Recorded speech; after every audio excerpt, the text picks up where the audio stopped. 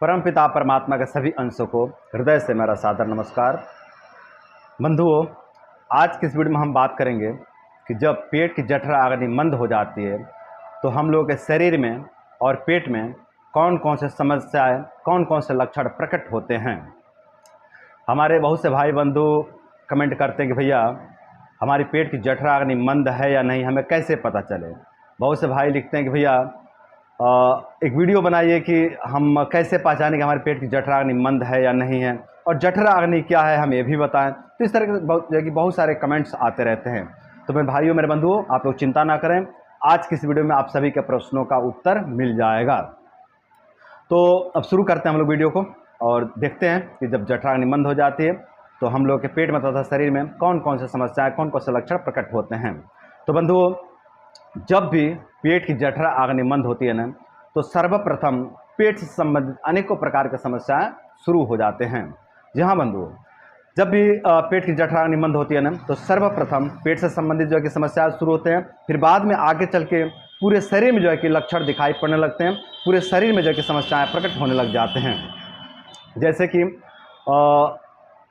खाने का जो है कि डाइजेशन ना होना और भूख ना लगना। एक तो भूख नहीं लगता है, ऊपर से यदि कुछ खा लें तो जो है कि उस खाने का ठीक से डाइजेशन नहीं होता, पाचन नहीं होता है। और जब खाने का ठीक से पाचन नहीं होता है ना, तो मल में जो है कि अन्न दिखाई पड़ता है। जो आप अन्न खाए हैं ना, वो अन्न जो है कि मल में जो है कि दिखाई पड़ता है, शौच में दिखाई पड़ता है, वैसे खड़ा खड़ा जो है कि अन्न दिखाई पड़ता है। इसको जो है कि यूडीएफ कहते हैं, अनडाइजेस्टेड फूड, है ना।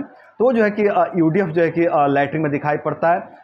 और जब यूडीएफ आता है ना, तो ये कि खाया पिया शरीर को नहीं लगता है। जब भी यूडीएफ आने लग जाता है ना, तो खाया पिया शरीर को नहीं लगता है। और जब खाया पिया शरीर को नहीं लगता है ना, तो शरीर में दिन पर दिन कमजोरी बढ़ते जाती है, दिन पर दिन शरीर कमजोर होते जाता है। कई लोगों का तो वजन गिरते जाता है, मतलब 70 किलो का व्यक्ति घट करके 55 किलो का हो जाता है, 60 किलो का हो जाता है, 50 किलो का हो जाता है। इतना ज़्यादा जो कि वजन गिर जाता है अग्नि मंद होने से, और भयंकर कमजोरी सताने लग जाती है मंद अग्नि होने के कारण। तो यदि आपके शरीर में इस तरह का सिम्टम्स दिख रहे हैं, इस तरह का लक्षण दिख रहे हैं, तो आप समझ जाइए कि आपकी जो है कि जठरा अग्नि मंद हो चुकी है। फिर से बहुत से लोगों को जो है कि म्यूकस आने लग जाता है, आंव आने लग जाता है। बहुत से लोगों को बार बार दस्त होने लग जाते हैं, दिन भर में 5-5, 6-6, 7-7, 8-8 बार जो है कि दस्त जाते हैं, शौच जाते हैं। बहुत से लोगों को जो है कि भयंकर कॉन्स्टिपेशन हो जाता है, कब्ज हो जाता है। मतलब अलग अलग शरीर में अलग अलग जो है कि सिम्टम देखने को मिलते हैं मंद अग्नि होने के बाद। मंद अग्नि होने के बाद सभी शरीर में एक ही तरह का सिम्टम्स मिले ये जरूरी नहीं है। अलग अलग शरीर में अलग अलग प्रकृति वालों को, अलग अलग दोष वालों को अलग अलग जो है कि सिम्टम्स प्रकट होते हैं, अलग अलग जो है कि रोग दोष प्रकट होते हैं मंद अग्नि होने के बाद। जैसे कि किसी वात वालों की अग्नि मंद होती है ना, तो उनको वातज मंद अग्नि होती है ना। और जब वातज मंद अग्नि होती है ना, हालांकि कोई भी मंद अग्नि हो सकती है, लेकिन अधिकांश करके वातज मंद अग्नि ही होगी वात वालों को, है ना। तो यदि किसी वात प्रकृति वाले की अग्निमंद होती है वात दोष के कारण, तो उनका जो शौच है वो एकदम सख्त हो जाएगा, एकदम कठोर हो जाएगा, भयंकर कॉन्स्टिपेशन हो जाएगा ना। शौच निकलेगा ही नहीं, उसमें म्यूकस भी रहेगा, उसमें अपचन भी रहेगा, यूडीएफ रहेगा, है ना, चिपचिपापन भी रहेगा शौच में। लेकिन शौच एकदम लकड़ी के जैसा टाइट रहेगा, सख्त रहेगा, उसके अंदर उसके ऊपर जाके चिपचिपापन चिपका रहेगा, म्यूकस चिपका रहेगा ना। और लैट्रिन होगा ही नहीं, हो सकता है 2 दिन लैट्रिन ना हो, 3 दिन लैट्रिन ना हो। इस तरह के भी जो है सिम्टम देखने को मिलते हैं मंद अग्नि होने के बाद, है ना। और शरीर दिन पर दिन घटते जाता है, वजन घटते जाता है। इसी तरह जब कफ वालों की जब अग्नि मंद होती है ना, कफ दोष के कारण, तो उनके लैट्रिन में आंव दिखाई पड़ता है ज़्यादा मात्रा में। और लैट्रिन जो है कि चिपचिपापन जो है कि होता है, एकदम चिपचिपा लैट्रिन होती है, एकदम गीला होता है लैट्रिन, फटाफटा सा लैट्रिन होता है ना। और जब पित्त वालों की अग्नि मंद पड़ती है ना, तो उनके शौच में गर्माहट देखने को मिलता है और पीलापन ज़्यादा देखने को मिलेगा उनके लैट्रिन में ना। मतलब उनका लैट्रिन जो शौच होगा ना, वो पीले कलर का, बहुत ज़्यादा पीले कलर का होगा, है ना। या फिर हरे कलर का भी हो सकता है, हरे कलर का भी आता है। और लैट्रिन जो है कि गर्म रहेगी और चिपचिपा रहेगी, है ना। तो इस तरह जो है कि अलग अलग दोष वालों को अलग अलग सिम्टम्स प्रकट होते हैं। ये केवल मैं शौच का जो है कि परिवर्तन बता रहा हूँ, शौच का जो है कि लक्षण बता रहा हूँ, बाकी जो शरीर पर लक्षण मिलते हैं वो अलग है ना। इसी तरह से जब त्रिदोषज मंद अग्नि होती है, तीनों दोष के कारण जब अग्नि मंद पड़ती है ना, तो वहाँ पे आप देखेंगे कि सब तरह के सिम्टम देखने को मिलते हैं ना। तो ये जो है कि ये सभी मंदाग्नि के सिम्टम्स हैं ना, मंदाग्नि के ही जो है कि उपद्रव हैं, समस्या है ना।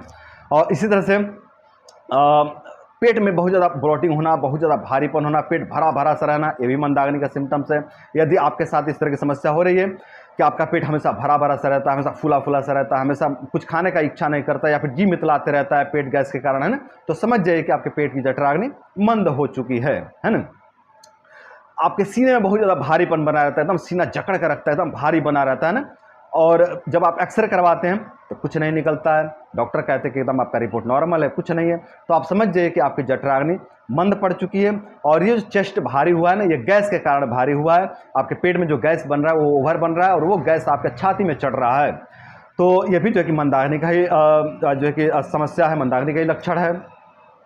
यदि आपके सभी रिपोर्ट ठीक हैं फिर भी आपके सर में भारीपन बना रहता है, आपके सर में एकदम जकड़ा जकड़ा सा लगता है, आपका सर एकदम भारी बना रहता है, तो ये भी मंदाग्नि की समस्या है, ये भी मंदाग्नि का ही लक्षण है। और प्राइवेट पार्ट का शिथिल पड़ जाना और शीतल पड़ जाना, ये भी मंदाग्नि का ही सिम्टम्स है। मतलब प्राइवेट पार्ट का एकदम ढीला ढाला पड़ जाना, लूज पुज पड़ जाना और एकदम ठंडा पड़ जाना, ये भी जो है कि मंदाग्नि का ही सिम्टम्स है। और जो है कि शीघ्र पतन हो जाना, ये भी मंदाग्नि का सिम्टम्स है, मंदाग्नि का ही लक्षण है।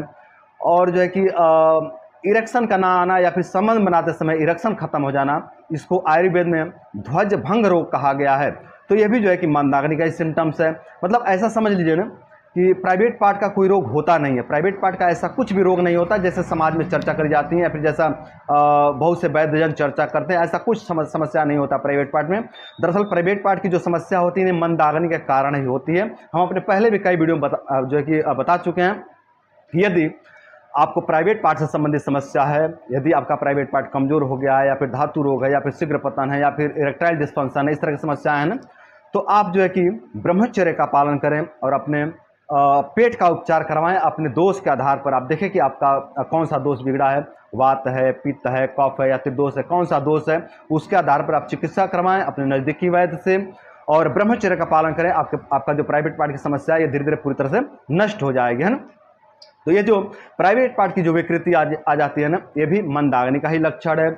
और अल्सर हो जाना, कोलाइटिस हो जाना, संग्रहणी हो जाना, वातज संग्रहणी, पित्त संग्रहणी, कफज संग्रहणी, त्रिदोषज संग्रहणी, ये सभी जो है कि मंदाग्नि की समस्याएं। पाइल्स हो जाना, बवासीर हो जाना, ये भी मंदाग्नि की ही समस्या है। तो इस तरह की जो है कि जो भी सिम्टम्स हमने बताए हैं, जो भी समस्याएं बताए हैं, ये सभी जो है कि मंदाग्नि की समस्याएं हैं, मंदाग्नि का ही लक्षण है। ये वीडियो बहुत लंबी हो रही है, बहुत बड़ी हो रही है, क्योंकि विषय ही बहुत बड़ा है ना। फिर से अगर और सिम्टम्स की बात करें तो यदि आपका सभी रिपोर्ट ठीक है, सभी रिपोर्ट ठीक ठाक है, सभी रिपोर्ट एकदम बेहतर हैं, कोई समस्या नहीं है, फिर भी आपका वजन कम होते जा रहा है, आपका वजन दिन प्रतिदिन गिरते जा रहा है, या फिर शरीर में बहुत ज़्यादा कमजोरी लगता है, बहुत ज़्यादा कमजोरी सताती है, तो समझ जाइए कि आपकी जठराग्नि मंद हो गई है और आपको जठराग्नि की चिकित्सा करवानी है अपने दोष के आधार पर। यदि आप जो है कि अच्छा खान पान खाते रहते हैं, बहुत पौष्टिक खान पान खाते रहते हैं, फिर भी आपके शरीर में कुछ नहीं लग रहा है खाया पिया, तो ये भी मंदाग्नि के सिम्टम्स है। आपको मंदाग्नि की चिकित्सा करवानी चाहिए अपने दोष के आधार पर। यदि आप दूध, दही, घी, पनीर खाते रहते हैं, हमेशा आप दूध, दही, घी, पनीर खा रहे हैं, फिर भी आपके शरीर में कैल्शियम की कमी आ रही है, आपके शरीर में विटामिन B12 की कमी आ रही है, आपकी हड्डियाँ कमज़ोर हो रहे हैं, आपके दांत कमज़ोर हो रहे हैं, आपका शरीर कमज़ोर हो रहा है, तो इसका मतलब है कि आपके पेट की जठराग्नि मंद हो गई है। और ये जो आप दूध दही खा रहे हो आपके शरीर को लग नहीं रहा है, क्योंकि आपकी जठराग्नि मंद है। तो आपको अपने जठराग्नि की चिकित्सा करवानी होगी। जब आप जठराग्नि की चिकित्सा करवा लेंगे ना, तो ये जो दूध आप खा रहे हैं आपके शरीर को लगेगा, शरीर को मिलेगा, है ना। और जब शरीर इसको धारण करेगी, शरीर को जब ये लगेगा ना, तो आपके शरीर को कैल्शियम प्राप्त हो जाएगा, आपको कैल्शियम की गोली नहीं खानी पड़ेगी। समझ रहे हैं। तो मेरे भाइयों, मेरे बंधुओं, यही सब जो है कि मंदाग्नि के सिम्टम्स हैं। मंदाग्नि के और भी बहुत से सिम्टम्स हैं, और भी बहुत से लक्षण हैं, और भी बहुत से रोग हैं, लेकिन हमने कुछ मुख्य मुख्य लक्षण बतलाए हैं, मुख्य मुख्य जो है कि रोग बतलाए हैं, मंदाग्नि के महत्वपूर्ण रोग बतलाए हैं, है ना। अब देखिए, दुनिया के जितने भी बीमारियां हैं ना, उनमें से 90 से 95% बीमारियां तो मंदाग्नि के कारण ही होते हैं। आप समझ रहे हैं। दुनिया के जितने भी बीमारियां हैं ना, उसमें से 90 से 95% बीमारियां मंदाग्नि के कारण ही होते हैं। लेकिन लोग तरह तरह का इलाज करवाते रहते हैं, तरह तरह का दवाइयाँ खाते रहते हैं, अपने जठराग्नि पर ध्यान नहीं देते हैं, जिसके कारण वो लोग भटकते रहते हैं, इधर उधर भटकते रहते हैं। मतलब बहुत सी समस्याएं, मैंने तो कुछ मुख्य समस्याएं ही बतलाए हैं जो मंदाग्नि के कारण शुरू होते हैं। लेकिन मंदाग्नि के कारण बहुत सारे समस्याएं शुरू होते हैं, बहुत सारे समस्याएं शुरू होते हैं। तो बंधुओं, ये थे मंदाग्नि के कुछ जो है कि लक्षण। मंदाग्नि का और भी बहुत से लक्षण हैं। अब अगर बात करें उपचार की, कि इसका उपचार क्या है, इसका चिकित्सा क्या है, तो मेरे भाइयों, मैंने पहले स्पष्ट कर दिया कि दोष के आधार पर इसकी चिकित्सा होती है। और ऐसा नहीं, देखिए जठराग्नि की चिकित्सा इतना सरल भी नहीं है, यहाँ पे दोषों को समझना पड़ता है। ये वातज मंदाग्नि है, पित्तज मंदाग्नि है, कफज मंदाग्नि है कि त्रिदोषज मंदाग्नि है, इसके आधार पर चिकित्सा करे जाते हैं। अलग अलग दोष के अलग अलग चिकित्सा होते हैं। जैसे कि जब वातज मंदाग्नि की चिकित्सा करी जाती है ना, तो वहाँ पे स्निग्ध और उष्ण चिकित्सा करी जाती है। वहाँ पे जो औषधि होती है ना, वो स्निग्ध और उष्ण होती है। और जब पित्त दोष की चिकित्सा करी जाती है, पित्तज मंदाग्नि की जब चिकित्सा करी जाती है ना, तो वहाँ पे औषधि शीतल और रुक्ष जो है कि प्रयोग करी जाती है, या फिर गुण के आधार पर। वहाँ पे गुण देखना पड़ेगा, पित्त का कौन सा गुण बढ़ा हुआ है। रुक्ष वाला बढ़ा है तो जो है कि शीतल और स्निग्ध औषधि दी जाएगी, और यदि स्निग्धता बढ़ा हुआ है ना, तो वहाँ पे शीतल और रुक्ष औषधि दी जाएगी, है ना। तो इस तरह जो है कि चिकित्सा होता है। जब कफज मंदाग्नि की चिकित्सा होती है ना, तो वहाँ पे जो है कि उष्ण और रुक्ष औषधि का प्रयोग करी जाती है। मतलब ड्राई नेचर की औषधि होती है और जो है कि उष्ण यानी गर्म औषधि होती है। तो इस तरह जो है कि अलग अलग दोष में अलग अलग जो है कि चिकित्साएं होते हैं। तो यदि आपके शरीर में इस तरह के सिम्टम्स मिल रहे हैं, यदि आपके शरीर में इस तरह की समस्याएं प्रकट हो चुके हैं कि आपका पेट खराब रहता है, हमेशा पेट खराब रहता है, सभी रिपोर्ट ठीक है, आपका अल्ट्रासाउंड ठीक है, फिर भी आपका पेट हमेशा खराब रहता है, आपका एक्सरे ठीक है, फिर भी चेस्ट में भारी भारीपन बना रहता है, आपका सीटी स्कैन ठीक है, दिमाग का आप सीटी स्कैन करवाए हैं, सब ठीक है, लेकिन फिर भी सर में भारीपन बना रहता है, दिमाग में भारीपन बना रहता है, तो इसका मतलब कि आपकी जठराग्नि मंद पड़ गई है। आपका सभी रिपोर्ट ठीक है, फिर भी आपके प्राइवेट पार्ट में जो है कि अनेकों प्रकार के समस्याएं दिखाई पड़ते हैं, तो इसका मतलब है कि आपकी जठराग्नि मंद पड़ चुकी है ना। तो यदि आपको इस तरह के सिम्टम्स मिल रहे हैं, तो आप अपने नज़दीकी वैद्य के पास जाएं और उनसे मिल करके आप अपने दोषों का परीक्षण करवाएं। देखें कि ये वात है, पित्त है, कफ है, त्रिदोष है। उसके आधार पर आप अपने दोष के आधार पर जो है कि चिकित्सा लें, आपको आपके मंदाग्नि से मुक्ति मिल जाएगा। और जो भी आपके शरीर में समस्याएं प्रकट हो रहे हैं, या फिर आपके पेट में जो समस्याएं प्रकट हो रहे हैं, या फिर आपके प्राइवेट पार्ट में जो समस्याएं प्रकट हो रहे हैं, ये सभी समस्याएं जो है कि नष्ट हो जाएंगे मंदाग्नि की चिकित्सा करने से। मैं आने वाले समय में अलग अलग दोषों का जो है कि सिम्टम्स और उपचार के बारे में बात करूंगा। तो मेरे भाइयों, मेरे बंधुओं, आज के लिए बस इतना ही। आशा करते हैं कि इस वीडियो से आप लोग बहुत कुछ सीखने को मिला होगा, बहुत कुछ समझने को मिला होगा, और इस वीडियो से सीख लेकर के, इस वीडियो से समझ लेकर के आप सभी अपने मंदाग्नि का उपचार करवाएंगे, और अपने मंदाग्नि का उपचार करवा के आप सभी अपने जीवन को सुंदर, सरल एवं सफल बनाएंगे। तो बंधुओं, आज के लिए बस इतना ही। नमस्कार।